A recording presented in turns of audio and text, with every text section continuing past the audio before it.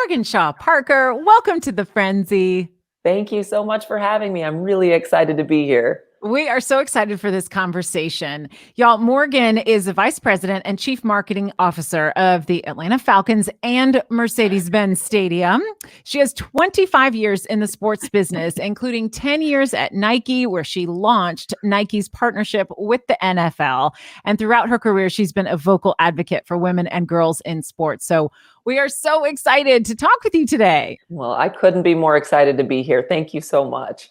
There's been so many, and Jen, I don't mean to step on you. There's been so many advances that we've seen in media with women in sports lately, especially around the Super Bowl, because obviously we had our first, or if those who didn't watch the Super Bowl, we had our first ever female referee in the Super Bowl. And then we've seen the accolades for the female coaches that are on the staffs of these NFL teams. So is that something that you've always known is around and possible, but do you like the coverage that you're seeing? I mean, is that something that in the culture of people and thinking sports is all men, do you think that's changing? I absolutely think it's changing. It's definitely always been there, but what I see more now is an avenue for women over the last 10 years to really learn the sport of football, be in these internships, have doors open to them and a path to ask questions in a sport, specifically football, that's been predominantly male, but really being able to get into these positions and get their hands dirty a little bit. And you're seeing kind of the pinnacle of that. And now these women earning. These aren't just token jobs that, check the box. We need to fill it with a woman. These women have put in their dues and are earning it. And I really appreciate teams, especially with the Buccaneers. I mean, it couldn't be more perfect that they're in the limelight with the Super Bowl this past weekend. But it's really cool to see that these women are, thriving in these positions, and the spotlight is on them. It's a lot of pressure because they carry the burden of so many other women on their backs. But I love how they're handling it. They're in the limelight, but they're able to tell their story along the way, which hasn't been the case in, years and decades past. I mean, the 25 years that I've been in this business, that's not always been the case. Where did your love of sports begin? That's a great question. My sisters, I'm the oldest of 5 girls. My sisters all played sports. I played sports, but I wasn't really good at them. so my sisters, so I was always trying out, and I'd get cut, or I'd try out and I'd do okay on an intramural team or whatnot. My sisters started growing up and they were better than me and they were kicking my butt all the time. And so it was kind of this little competitive thing in me where I'm like, I can do that. Come on. So it's funny. My love of sports came from really being competitive with them. And don't ever invite them on this podcast because they'll tell terrible stories about how I tortured them in their younger years. Well, older sister, I mean, I have an older sister, just saying. I mean, the reputation may fit. I don't know. I mean, I'm the baby, so I won't admit anything. So getting into the industry and starting to work in such a male-dominated field, what would you say has been some of the keys to your success? Gosh, there's so many things that have happened that have been keys to success along the way. I got into the sports industry a little bit by accident. 25 years ago, when I'm, at Nebraska and Cotty College, there wasn't a program for sport law. There wasn't a program for sports business. KU, even with my master's degree, didn't have a program. What was interesting is I thought at the time at Nebraska, I wanted to go into marketing, possibly. And I needed a marketing internship. And so a friend of mine, Ellie Charter, introduced me to, the head of the athletic department. And I thought, well, that's a marketing internship. Might as well try it. Well, what was interesting is, they had 24 sports at the time. And, from a football perspective, they needed someone as an intern, which is an odd place to be, an intern as the green hat on the field. For a marketing internship, we were learning all sorts of different things. And I had to all of a sudden learn all of the hand signals for the entire game. And so I was sitting there in front of the football team for the University of Nebraska on the 50-yard line with direct sight to the 50-yard line ref. And I had to learn the hand signals. And it was interesting because I knew the sport, didn't know the hand signals, didn't know all the rules because I hadn't had a chance to ask all those questions. But that was a really interesting opportunity for me to see that there's a business side on the field, off the field. There's a lot more to it, but I had to start putting the pieces together myself. So when I ended up going to do my master's degree at KU, I was able to piece together things like sport law, sports business, and apply them to what I was actually doing when I worked full-time at the Chiefs. So I was getting my master's degree at the same time I was, working full-time. So I was able to apply it. So, it's been an interesting journey, but that's kind of how it all started. Morgan, when Jen and I worked together on a morning show years ago, there was always this idea that Jen and I were not going to get along because two women were on the show together, right? Mm-hmm. And because there was this reality show drama that was playing out that two women just can't get along. And of course, that wasn't true. Jen and I are like sisters and have always been. Well, the same, I feel there's a reputation that a woman tries to get into a male dominated world and he's going to try to kick her out. Like men don't want women in the room.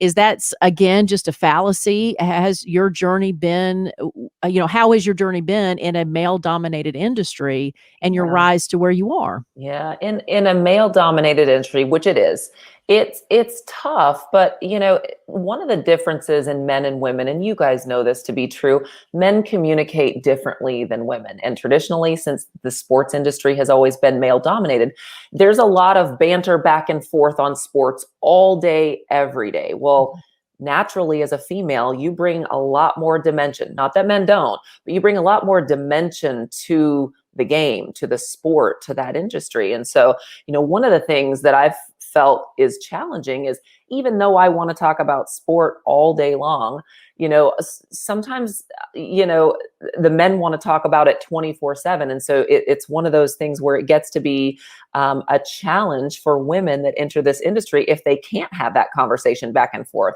And so for me in this male dominated industry, it's been fun. It's been challenging, but I haven't seen it being as much of a barrier because I've always gone into it with a bit of confidence in that space, and trying to teach women along the way to do that themselves, to increase their versatility, to make sure that they're gaining that confidence as well. Because then when you know the language and you can speak the language, then you're just in with the group, it seems like. Exactly. And I was almost forced into an atmosphere where I had to do that. And so it definitely gave me a little bit more confidence, as you see a lot more of these women kind of, joining in the ranks and getting these opportunities to participate, getting these opportunities to answer to ask questions in this industry. They're actually getting the experience to be able to be side by side with a lot of the males that have kind of, quote unquote, dominated that space in years past. We've talked to Jen and I talk a lot about, being fortunate to have been children of the parents we have because they've been such great role models for us. And my father was a basketball star in high school and unfortunately went to the military, so he didn't play at the collegiate level, but he introduced me to Pat Summitt when I was little, long before I ever thought about going to the University of Tennessee. And what was so important about that is he was a fan. He was a huge fan of Pat Summitt. And this is in the 70s when he did this. And I just remember his message was, if you truly love a sport, you want everybody to participate in it. You want to share it with whoever wants to be a part of that team. And so he taught me that you don't say women can't do this. You don't say that like handicap, can't adjust and play the sport. Like his message was, if you love a sport, you want people to participate. And so that I convey that message anytime I hear a guy talk about a woman wanting to be a part of a sport or wanting to play or wanting to talk about it or wanting to be in the business of it. And it really kind of shuts them down because you wonder why people are competitive off the field. To me, competition is for on the field, off the field, we're in this together. So do you find that most men are open to this idea, or do you find that, men still have this small-minded, old school thought that women shouldn't be there? I actually think that men are incredibly open-minded to it. If a woman isn't presenting herself as lesser than, there is a bit of a confidence factor sometimes when it's an unfamiliar territory. But I've had such good fortune of working with guys like Tom Osborne, Lamar Hunt, a gentleman named Brett Jukes, who is my direct boss, and Steve Cannon, who's the former CMO and the former CEO of Mercedes, just to name a few, and so many at Nike. And if you take the time to ask them the questions, you take the time to say, hey, how did you get here? And what is it that you've done in the past? I actually find that I've had more male mentors than female. Some of that could be because there's not a lot of women in the business that are at, in these higher level positions. But I've actually had more men reach out and want to take me under their wing and want to teach than I have found barriers from a female perspective. That's awesome to hear. That's so great that if you're willing to ask those questions. And I wanted to ask you a little bit about that, because I think not only in sports, but your experience applies to so many other industries. And the Friendzy is targeting women over 40. So what do you think women can do to position themselves for career changes and promotions as they get older? Are there any bits of advice you would offer in that area? Well, first of all, I just want to say thanks for actually creating a space where we can talk about this for women over 40, because in so many other realms, I'm asked to mentor younger women, which is incredible. I wouldn't be here if I didn't have mentors, and many, many of them being female, if I didn't have mentors coming before me to do that. But I think, some of the ways that I would, some of the advice that I would give is really, as a woman who I'm 44, I really do have to seek out my own mentors. So as mentors need mentors too. And I find it to be a little bit isolating. Sometimes I'm one of 3 women in a VP position on our senior leadership team. And that's across Arthur Blank's 7 businesses. And it is tough. The good thing is that our organization really recognizes that we've got a lot of ground to cover in diversity, in inviting more females to the table.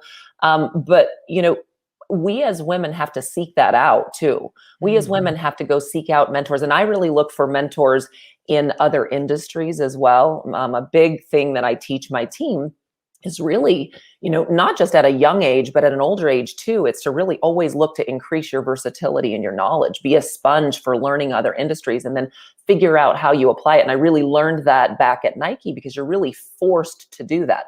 Their whole setup in terms of bringing someone in as a new employee, they really set you up to say, okay, you're going to spend 2 years in this job. And then in 2 years, we're going to intentionally move you to a completely different job. I was hired at the time to lead women's sports at the time and be a spokesperson for women's sports. And I thought, well, man, do you not want me to speak on behalf of men's sports? Because that's my entire career up until that date.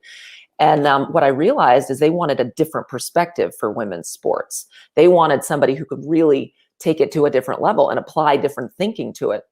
So for me at this stage in my life, I constantly seek to do that for my own betterment, I should say. And so, that's some advice that I would give to others in other industries as well. I talk to women in banking. I talk to women in tech. I talk to men in, the NBA, and I talk to women in other industries as well. It's been so invigorating to me, because it also gives me the confidence that my skills do transition to other industries as well. And I'm not just able to make this happen in sports. Right. That's so good, because you have to stay curious and you have to stay educated, and we're always growing. And I think there's this mindset sometimes, it's like, oh, well, I'm 40 plus years old. I've done this my whole career. This is all I know how to do. But it's actually not true at all. I love hearing you say that. Well, That's COVID awesome. actually really, myself included, COVID really made me think, oh my gosh, what if I lost my job? What would happen? And I think, something also that I would say, and I said this to myself. I remember the day I said this to myself when I took the job at Nike. I said, I'm not going to let this brand define me as a person. And I don't know why I said that to myself. I just really clearly remember it. But so many people that have been let go at Nike were really defined by that brand. They didn't know what their identity was outside of it. And so I really have kind of kept that mantra that I am more than just the Falcons or the Chiefs or Nike or any of that. So for me, it's kind of an internal thing where, I do feel like I could land on my feet somewhere else, simply because if something happened, my entire personal identity doesn't go down the tube if I were to lose my job in COVID or in any other industry. So it's funny you say that, Morgan, because we here at the Friendzy try to remind women that they're their own source of happiness. They're their own source of sadness. I mean, there's a woman, society teaches us to sacrifice for others. And then when you get to the point where, unlike the three of us, we still have young children, but for a lot of women who are over 40, they're now empty nesters, right? So their service to others is now ended in the home, and then their service to others in their work life may have been ended because of the pandemic. And so I think you brought up confidence several times. You brought up asking questions and the fact that that you can land on your feet if anything happens. And that's kind of the message we want to convey to every woman. I give you, crap for being the oldest. Jen's the oldest too. I'm just trying to defend the babies out here. But the one thing that I will say that I think oldest children have the ability to do that youngest children don't is, like you said, ask those questions, figure things out, because as the oldest, you had to do that when you were responsible for your younger siblings. Where the younger siblings, and I'm generalizing, but it's usually, oh, well, I'm taken care of. I don't have to think about that stuff. So I think there's a lot of women out there that don't innately have that training to figure things out for themselves, but it's never too late to be able to do that because you have the tools inside of you. Wouldn't you agree? I would absolutely agree. It is something that it's funny when you're going through it in your younger years. Like I remember in my 20s, it was very much a mindset of, why am I not getting that opportunity? Or why is this company not doing this for me? Well, what I've found is, I'm the source of that. I'm the one that can create that. It's just like I tell my team members now, it's, I'm also responsible for creating the culture that I want to be a part of too. And so when we talk about building culture internally within the company, which we've been talking about a lot, especially with all of the social unrest going on in the world as well, each one of us are responsible for creating the culture that we want to be a part of. And so, it's on us to seek that happiness too, and to find that outside of just what your job represents or just what the brand you represents to others. And so, for me right now, I'm ingrained in having a family like you guys with little kids. I have a 5.5-year-old and a 2.5-year-old. So there's constant chaos going on at all hours of the day. But at the end of the day, I do have to figure out how to take the time for myself.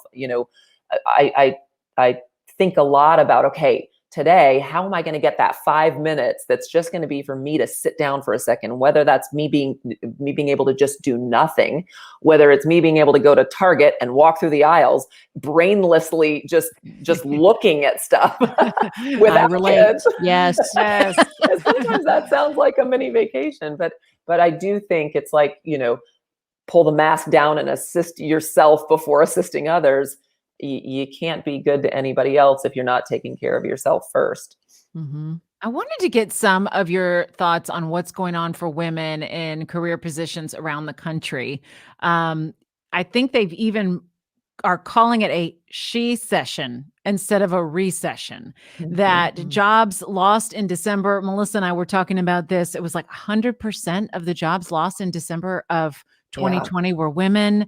Crazy numbers.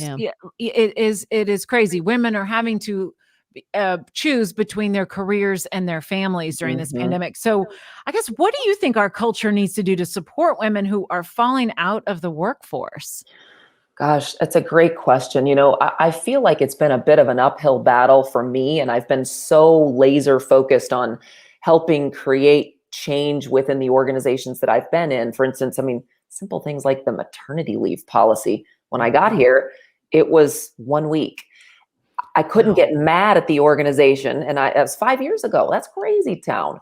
But I can't get mad at the organization because they just didn't have women at the top level that could feel like they could use their voice to create that change. I think that it's been incredibly difficult, I would say, to get to that point, but I do think that it's getting better. I don't know if I'm answering your question, but I can go into so many other areas. Well, I think that you're just talking about representation. I think women asking for what they need is in any industry. You talk about asking for mentorship and asking people questions just about your job. But I think women asking for things they need in the office is very important because I had to use a surrogate for my son and I got 3 weeks off because I didn't qualify for maternity leave because I physically did not give birth to my son. So they put together, their offering to me was, well, what we can do for you, Melissa, is we'll take all the 3 weeks of sick leave and all that, we'll combine it together and allow you to take all your sick leave when your son is born, but we can't give you maternity leave. So, things like that I would have never thought about until I went through it and spoke out about it, and then I think it came to their attention. Well, we've never had this situation before. Yeah. So, to your point, it's not always a bad thing for something to not be in place. Like you said, it's just ignorance and women can shed the light on those things. And I found that out the hard way. But at the end of the day, I didn't look at it from a bitter approach. It was very challenging and it was tough, but I knew at the end of the day, they would do the right thing, or it wouldn't be a place where I would stay, And what's hard to see is there's a lot of women out there that don't have the luxury of having the opportunity to be able to step back. I'm the sole breadwinner for our family. My husband and I have made the decision that he would stay home and help, keep the kids in order and, be the glue that holds everything together while I'm able to do this. And that was a really conscious decision that we were able to make. There's a lot of people that don't have the ability to make that choice, and they have to have both parents working. And when you talk about you having to go through a surrogacy, at the end of the day, you, in my mind, would need even more time to bond with that baby, even more time to be able to to figure life out and to have the your little one figure life out coming into this world.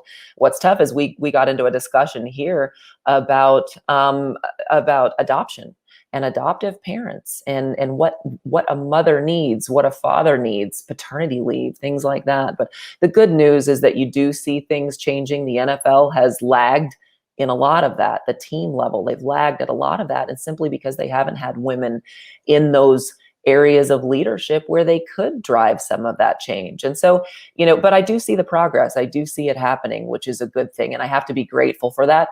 I also have to remind myself that there's no way we can change the world or swallow the whale overnight. You don't have to take it all on at once. It's all of these baby steps and, women supporting other women, finding male advocates in this space to support that change is really, really important. I think you're so right, that male advocate, because we have to work together to make progress and change, not against one another. And I remember similarly going back to work after my first daughter was born and pumping, trying to nurse and pump. I was in someone's office in the corner who let me borrow a key. It was horrible, but now we've made so much progress in that area where, my sister-in-law works at Home Depot and they have whole, breastfeeding mother sections and these beautiful suites where you can store, you store the breast milk for later and all this stuff. Oh my goodness. And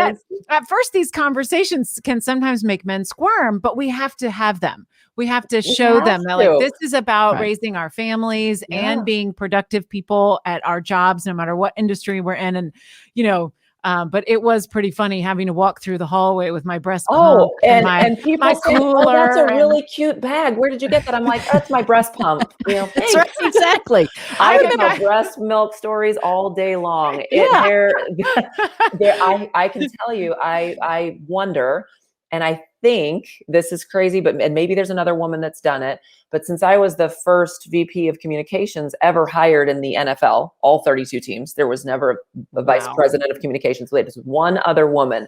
Her name's Amy. She was with the Texans, an amazing woman leading a comms team. The only other female in the league in that space. And I have to say, I have pumped on a team plane. I have pumped in probably almost, I think it was 16 NFL stadiums in the bathroom and press boxes. Nice. I have pumped in some of the craziest closets, just like every woman has done. Right. But at the same time, I was also, very pregnant, leaning over our head coach after a loss, a really epic loss that we had at our stadium. Won't tell you the opponents, won't tell you the situation. But I remember I hadn't told anybody that I was pregnant. In fact, I didn't tell anybody at the team that I was pregnant until I was probably about 6 months along, because I thought at the time it would be a detriment and they would see me as not being able to function around an NFL team.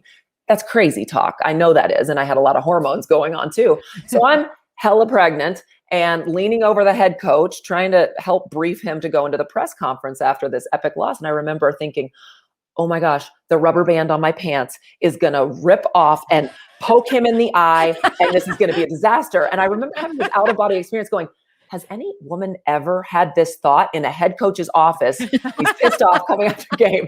He doesn't even know I'm pregnant. That is hilarious. Oh yeah. Well, and I'm thinking that we should, do we do a world's record, Jen? Like, do we find out, the breast pumping and how many stadiums across you probably could get into a record book for that. Hold a Guinness World Record, I bet. There's probably a record that should be held for that. There was also one time where we were on a team plane, and I probably shouldn't share this story, but what the heck? If you start with that, you absolutely should share it. Well, you have to, right? Well, breast milk, when you're trying to carry, you're on sometimes these 3 or 4 day trips. Usually it's just an overnight trip, so you can carry as much breast milk as you can in that little pump bag. Well, after 3 days, there's a lot of it. And when the pressure goes down on the plane when you're descending, sometimes things can happen. There was things dripping and just happened to be on one of the coaches sitting behind me. And I just thought, oh God, But these are the things you can't share in environments like that because nobody else would laugh. Right. They don't know how to relate. And so, but these are the things that women have to go through constantly. And I think just those challenges, whether it's breast milk or where to pump in the Saints Stadium or, whatever it is, being the first female or you're the only female on the sideline for some of these, female reporters in years past, I think all of that builds up that versatility and the ability to handle things later on. So I hope in the future we find more and more women that are very willing to go into these situations and continue to change things for the rest of us. Well, and all changing it for men too, because, like Jen said, we're in this together, and there's plenty of men that once they're aware that either they'll be a definite advocate or they'll be like, I want to be the guy that stays at home with my kids. And in a guy environment, they may not feel comfortable saying that, but it's okay for them to feel that way if they're exposed to something like this. I think of my brother, who is the middle kid between 2 girls.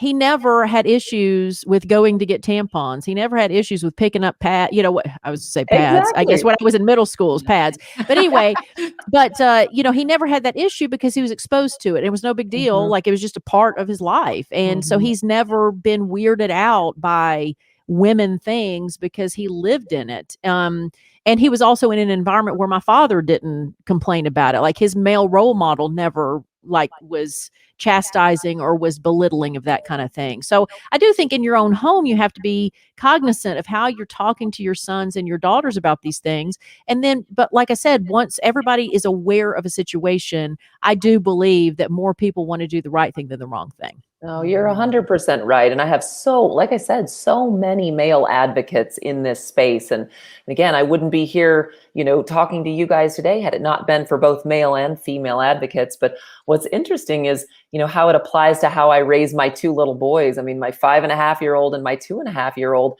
what I hope is, even though mom's got this crazy job and dad's home every day, it provides this really unique bond, first of all, with their dad. And we could talk about Jeff all day long as a stay-at-home husband and all of the challenges that he faces trying to figure out that world that is normally, and in this external, world outside of our home, it's mostly females in that space. But how I'm raising my two boys, and hopefully they'll come out with a different level of respect for what women have to go through, how to treat women, how to ask the right questions. Because you're right, if they don't see it, if they're not around it, if we don't talk about it, then how can we expect even our male counterparts now to have empathy in that space? Where maybe we won't be talking about breast milk all the time. It shouldn't be taboo. Right. Well, I think of Steel Magnolias. I'm sorry, Jen. I think about Steel Magnolias in that scene where Olympia Dukakis is doing the reports in the locker room. There was a long, I mean, it probably still there, where a lot of people don't think that female reporters belong in the NFL. So Absolutely. again, I'm hoping that's the minority of voices that are speaking. I can't imagine the majority of guys care as long as they get the information they need. No, it is interesting. And I'll tell you, 20 some odd years ago, I experienced that firsthand at the Chiefs. And that was a while ago. The folks that kind of imparted that, that mentality, I should say, I think they've changed their ways too, because it was so unfamiliar to see a female in a male locker room. At the end of the day, me being a female, and from an athlete perspective, I didn't want men in the locker room either when I was trying to dress. So, I could tell you stories all day long of, and I probably should not say the names of the players, but I was also doing the reporting for the Chiefs as one of our sideline reporters on our game day show, as at the same time that I was a member of the PR department. So I was in the locker room. It was a weird thing for them. And we had some guys that were totally fine. We had other guys that would purposefully drop their towel when I was interviewing them face to face. And I had to keep a straight face and continue the interview. And I think because I didn't waver, because I didn't falter, they wanted, it's a game. They're 25-year-olds, 21-year-olds, they're kids. And so, at the end of the day, I kept myself professional, but, it's still a thing today. I've got a couple of young females who work on our PR team and work on our media team, and who now are reporters for the Atlanta Falcons. And we talk all the time about how to combat those things, and they still exist. You still have, frankly, idiots out there that are going to just do dumb stuff. You sit in a team meeting on a regular basis and you see strange things come out, and you're like, I don't ever want to make the excuse that, oh, that's just the guys, that's just locker room talk, because it's not the normal locker room talk. There's outliers, and you just have to figure out how to deal with it and move along, educate along the way. I would have laughed my head off if somebody dropped their towel. I don't know how you keep a straight face. That's so I won't tell you what I was thinking inside. I'm like, don't look down, come on. What are we talking about? Well, Morgan, you and Melissa and I are similar, that we waited to have children and start our families a little bit older as moms. Do you like that? What are the benefits, or maybe some of the challenges of being older when you start your family? Oh my goodness. There's so many really, really wonderful things about having kids at an older age, but there definitely are. For instance, our friends have kids that are in college right now. And I'm like, I can't relate to you because my kid's eating his boogers over here. That's just the conversations we have. We talk about poop all day long, and they're talking about, what degree their kid's going to get.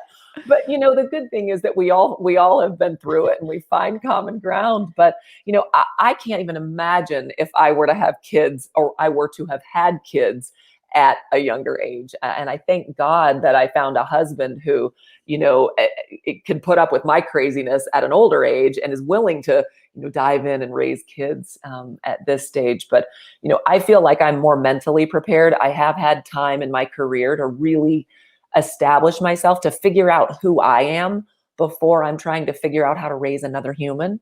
And so, that's been a really important thing for me. And I'm really glad the path I took. I don't think I did it intentionally, because at the time, 20, 25 years ago, by the time you're 30, man, you should be married. You should have 2.5 kids. You should have, gotten your first house. Like there's just all these things in a female's mind that you think you're supposed to have. And I love that mentality is changing. And with the next generation now, you see, it's funny when we reference millennials, we always think that they're these young kids. Well, they're not. Millennials are 30 somethings now. And you see that that's becoming a choice that they're making to have kids a little bit later. My husband and I went through IVF because I was told that I was of the geriatric stage to have kids at age 40, which is crazy. Yes. Obviously geriatric and 40. I had to do IVF too. And you talk about people making you feel old. Nothing will make you feel old than going to a fertility clinic. Scaring the life out of you that your body can't do this. Well, yes, it can. And granted, faith aside, and I obviously, have a strong faith and believe things happen for a reason, but thank God for IVF. Thank God for medical technology and the ability to have a family when it was right for us. And, I love the fact that now I realize that it's okay to talk about those things. We were going through it, years ago, and we didn't know anybody else around that was doing it, but that's becoming so much more common to talk about those things. For instance, Nike now, and, having worked there for 10 years, they actually pay money towards your IVF, towards adoption, towards, what used to be untraditional methods of being able to have a family and supporting that family environment. Now it's less traditional in the sports landscape, but they're making progress. I remember, so my son has two mothers, and so my baby mama, as I call her, because we're no longer together, but my baby mama and I, when we would go into the fertility clinic, it was joyous, right? Because we did not have this internal feeling that we were failing, and we were like, biologically, we need the help. So we, as lesbians, we have to have the help. So we would go in the clinic, we'd sit in the waiting room waiting, and we would just talk and hey, you being so excited, and this is so great. And everybody else in there was like, it was a funeral, and I felt so bad for the couples who felt like they are doing something wrong simply because they need the help. And I found that so sad. So to your point, that's another piece of confidence that men and women need to be able to have, is if their bodies aren't responding the way they want to, there is assistance now. Like you said, what a great age we live in. It's amazing. And I love that you bring that up, because within the lesbian community, it's a normal thing to talk about that thing. Within, the heterosexual community, it's been taboo for so long. And so there's not help within, or there hasn't been. Once we started opening up about it, I mean, I'm pretty much an open book about anything that I've experienced. And once we started to do that more, we found that there's a lot more people. In fact, more than not, you find people on a daily basis that have been through things like that. So, I love that you went in there with, kind of a joyful mindset. Yeah, we had to lower our voices. We're like, it's just when we realized not everybody else in here was excited. And it was an awareness. It's one of those things we talk about. Like I was ignorant to the struggles of the straight community in that arena until I sat among these couples, and I felt such empathy, because I thought there is, on top of everything else, there's no reason to feel shame. And shame is such a terrible thing to have placed upon you or placed upon yourself. And there's no reason to feel that way. It's true. And honestly, it's when you talk about it being placed upon yourself, I think we as women do that a lot more than our male counterparts do. We place that blame and that or shame, or, kind of these feelings of, I don't deserve that, or I haven't earned that, or whatnot. And I think that's where it goes back to your comment about us finding our true happiness, us being able to voice our opinions, us being able to talk about things that are, might normally be taboo. Again, breast milk, but, pumping rooms, whatever that may be, experiences even within the mental health realm too. So Jen and I thought about, one of the ideas we have, Morgan, and tell us what you think, is like, once we get to the point after the pandemic where we can actually physically be together and, maybe have a party of some kind, like a white pant party, postmenopausal, because that's something else to look forward to is, ladies, at some point you get to wear white skirts and white pants and not think twice about it. And not worry about it. I love it. I'm absolutely love it. Well, Morgan, I didn't want to miss this part of your advocacy for women and girls. I want you to share about the girls flag football initiative that you've started with the Atlanta Falcons, because this is incredible. And I know that the first season's been underway and had championships and all this great stuff. I mean, Melissa, you've got to hear the story of what she's championed in the NFL. It's incredible. I have the great fortune to be a champion of some incredible work that is being done in our organization. What's interesting is that it's becoming more prominent right now. We've, obviously had a Super Bowl shining a spotlight on women and girls flag football, but for, I believe, the past 5 years, our CR team and a woman named Amanda Dinkle has been working to get the sport of football, flag football, sanctioned for women in the state of Georgia. And that's a hard task. And it was fully funded for one county and started with one school, with our foundation being able to fund that program. And it's grown and grown. And it's actually, over the past couple of years, I believe 2 years ago now, we were able to be the 4th state to actually sanction the sport for high school and for middle school. And it's been this incredible journey because, and Jen, you and I had been talking about it. There was a perception in these schools and in these school districts that, oh, well, girls don't want to play football. There's a stigma too of, oh, women in tackle football, we don't want to hurt them. And, that would just be such a taboo thing. Well, we're not going and advocating that some linebacker come take out a helpless female over there. What we're advocating for is for young women to have the opportunity to learn a sport that has the opportunity to teach so many things in the area of personal and professional growth, teamwork, all the wonderful things that football has taught to men. It doesn't have to be tackle. It's flag football. That's all it is. And, at the end of the day, we get questions about, well, are you an advocate for women's professional football then? Well, yeah, if a woman wants to play, great. And we've actually had a woman, Sarah Fuller, now having, kicked in an actual college game. And it's incredible to see the progress that women have made.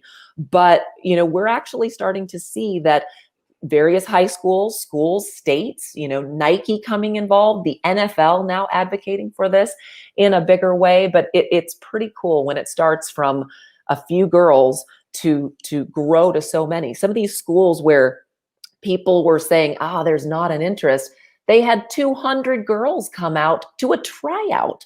And they couldn't have 200 girls on a team, but it just said to us, wow, there's even more interest here than we even realized. Well, it goes back to what you said earlier about women asking for what they want. So it's like if you're inspired to try something, they will show up because all those women are women that never thought to ask. No, and what an opportunity was there. Yeah. So answer me this too. Why do you think, do you think this is getting better?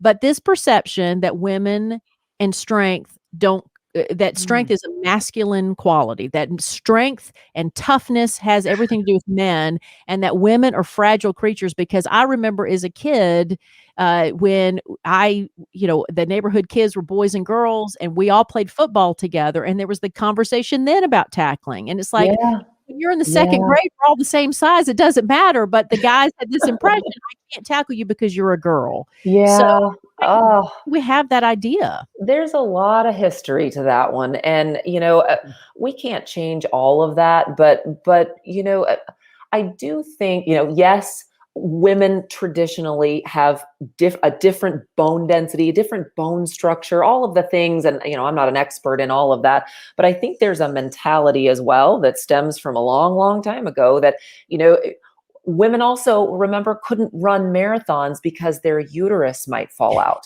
Oh, right. That was a thing. Exactly. And having been involved at Nike in the running community and, some of these amazing professional runners and having them tell stories in my generation of them being told that they couldn't be runners, it's literally, it's been a slow walk for a lot of these women to break those barriers and to prove that, yes, we can. We don't have to go out there and play together with men across the line, sitting there getting ready to be clobbered by a bunch of men in helmets and pads. But we can create a space where, we can impart our own strength. We can, showcase our own strength in our own way. It doesn't have to always be pitted point on point against men. Right. And so, I don't know why that is, but I know that it's got a long-standing history, and I think those barriers are being broken. And honestly, picking up my 2.5-year-old makes me stronger. And you should That's the only exercise I get.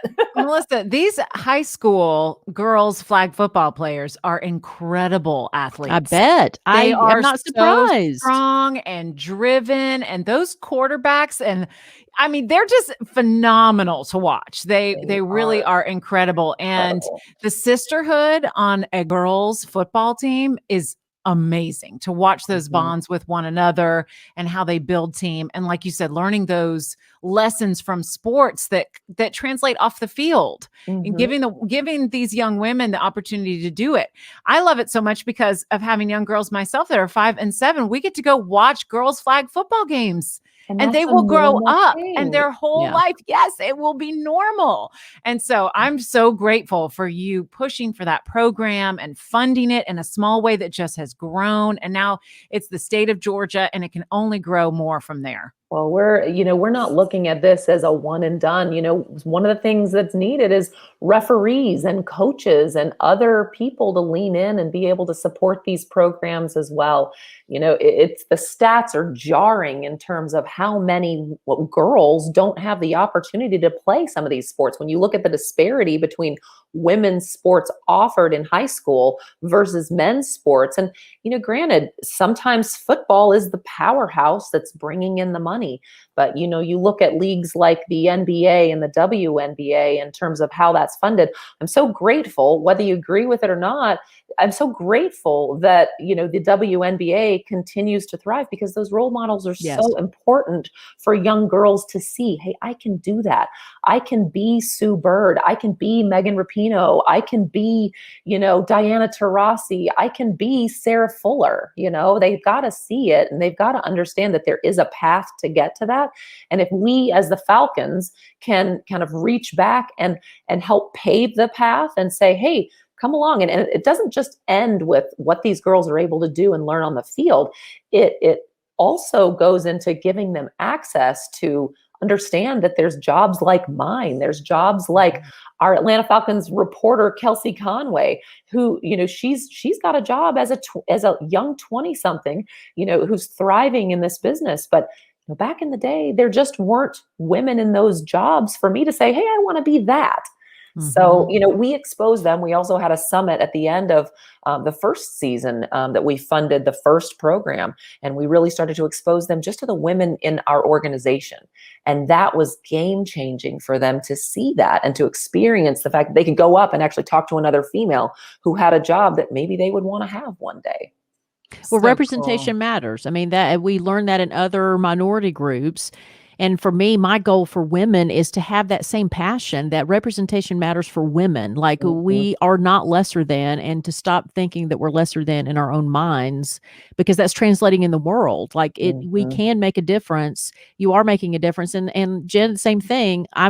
Mr. Carter and I come and watch, flag football, because that's the other important thing. If you are raising sons, they need to see women play sports so that my son doesn't think it's odd or doesn't make a disparaging comment when women are playing sports in the future, because I'm not athletic. So he needs to see somebody else doing it. So, well, I think that's why me neither. That's exactly why I think it's so important for NFL teams to support this and to support girls flag football openly. You saw, obviously within the last year after Kobe Bryant passing, more of a spotlight placed on women's basketball and his advocacy of his daughter in women's basketball. You saw LeBron purposefully go and sit at a woman's game in the spotlight. He does that on a normal basis, whether you love LeBron or hate LeBron, he does it on a regular basis. And I think the more and more we see men in the spotlight, men in professional sports in the spotlight, also doing that for women. There's a lot of it happening behind the scenes, but the more we see that, the more I can help be an advocate for some of these male players to go and support as well. That's also paving a path too. Well, when I was at the University of Tennessee, it's funny you mentioned that because, like I said, I was there when Pat Summitt was there. And, Yes. I mean, it was just a wonderful time to be in Knoxville. And when I would go to the games, and sometimes the arena was open for practices, the men's team would go watch the women play. And they were doing it on purpose, not just for support, but the idea was that the men's game was so fast. And a lot of these guys would sit up in the stands and study what the women were doing under Pat Summitt, because the fundamentals, they could absorb the fundamentals better. So the idea that, this, Cool. he versus she, yes, men's sports, can be faster. Yes, they have a different dynamic potentially, but it doesn't mean that the women's game is not useful and not as effective and not as important. And so that I learned that lesson when I was in Knoxville, because I thought that was so neat that they wanted to be there because they knew they could learn from the female athletes. And that's just something that sometimes you don't see. Well, it's so true. I mean, you get this kind of age old, well, women's sports aren't as exciting and they can't, jump as high, or, they can't dunk as much. And, and when we're talking about basketball on the football field, they're not as athletic. It's not as exciting. They don't hit as hard. Well, at the end of the day, if you really have, come and sat down and watched one of these games, as Jen mentioned, it is incredible. These athletes are, can I say the word badass on this show? Yes, they are badass. It Yes. is incredible, the athleticism and the skill that they show. And we had some of the boys teams actually coming to support some of their female colleagues on the other side. And it was really cool, because I think the more we do that, the more we see, the more it becomes a normal thing, the more it becomes less of the he versus she. So well, we're getting there. Yes, it goes back to what my dad said. If you love a sport, you want everybody to play. So this also goes into Paralympics. Like, a lot of people don't watch the Paralympics after the Olympics, but I mean, that to me, again, handicapped athletes are incredible to watch because they have adapted to whatever their condition is and still have this love and passion for a sport. And I think that's so contagious. And I think that's why people love sports, is because they love the natural competition of it.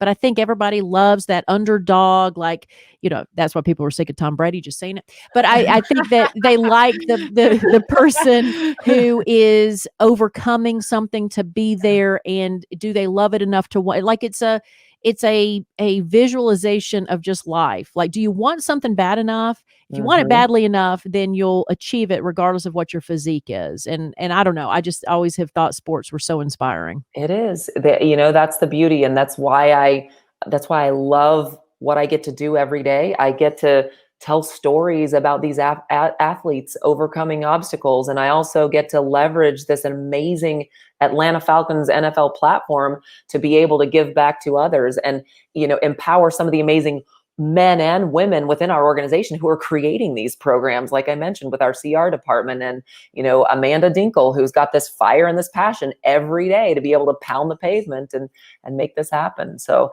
it's a pretty amazing honor to be able to talk about these kinds of stories on a regular basis.